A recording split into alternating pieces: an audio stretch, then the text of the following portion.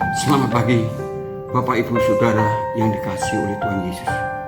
Marilah sebelum kita beraktivitas, kita renungkan firman Tuhan dari kitab Kolose pasal 1, kitab Kolose pasal 3 ayat 1 yang berbunyi, "Karena itu, kalau kamu dibangkitkan bersama dengan Kristus, carilah perkara yang di atas, di mana Kristus ada, duduk di sebelah kanan Allah." Dari ayat ini saya memberikan judul renungan ini adalah carilah perkara yang di atas. Rasul Paulus berkata, karena itu kalau kamu dibangkitkan dengan Kristus, carilah perkara di atas. Rasul Paulus mungkin punya keyakinan, ada kemungkinan ada orang-orang Kristen di Kolose belum dibangkitkan bersama dengan Kristus.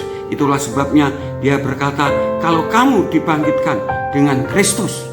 Dan kemudian dalam terjemahan lama bahkan dikatakan, sebab itu jikalau kamu sudah dibangkitkan bersama dengan Kristus. Karena orang yang belum dibangkitkan bersama Kristus berarti orang itu belum lahir baru.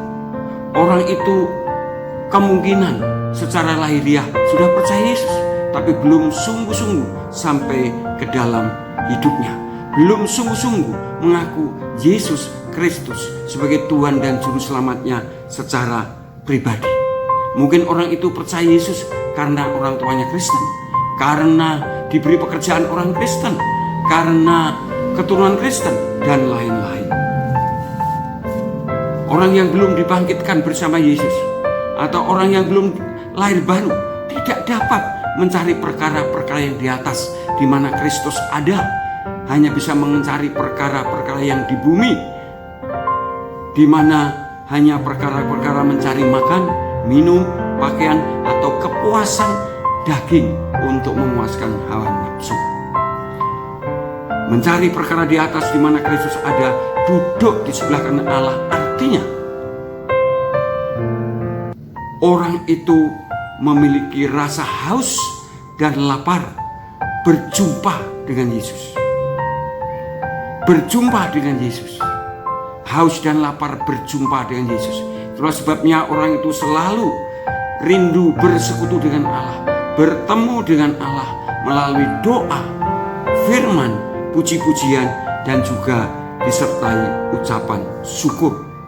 Kata mencari dalam bahasa Yunani ditulis dalam bentuk perintah, artinya harus terus-menerus mencari, bukan hanya sekali.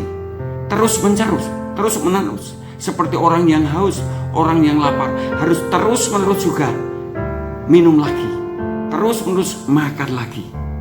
Itu yang pertama. Yang kedua, orang yang mencari perkara yang di atas adalah orang yang punya keyakinan bahwa hidup dan kehidupannya sangat ditentukan oleh Allah. Berhasil atau tidak berhasil ditentukan oleh Allah. Karena kata duduk di sebelah kanan Allah mengarah pada pemahaman Yahudi tentang Mesias yang sudah digenapi di dalam Kristus Yesus Tuhan kita. Kemudian ungkapan duduk di sebelah kanan adalah suatu ungkapan alegoris yang sering digunakan oleh orang-orang Yahudi sebagai simbol kekuatan, kekuasaan, dan kemuliaan.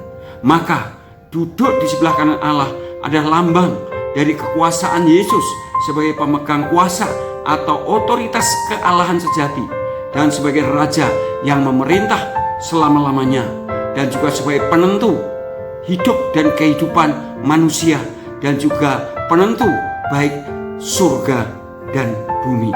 Itulah sebabnya orang yang sudah dibangkitkan bersama dengan Kristus selalu rindu bertemu dengan Yesus, selalu haus dan lapar untuk bertemu dengan Yesus melalui doa, pujian, firman yang disertai dengan ucapan syukur. Karena punya satu keyakinan bahwa hidup itu sangat ditentukan oleh Allah, maka berusaha lebih dekat dengan Allah yang sebagai sang raja, sang penentu hidup dan kehidupan ini. Itulah sebabnya selalu rindu berjumpa melalui doa, firman, pujian yang disertai dengan ucapan syukur. Haleluya, puji Tuhan. Amin. sebagai pendeta gembala sidang, kami ucapkan selamat pagi. Selamat berbahagia hidup bersama dengan Yesus Kristus untuk selama-lamanya. Amin.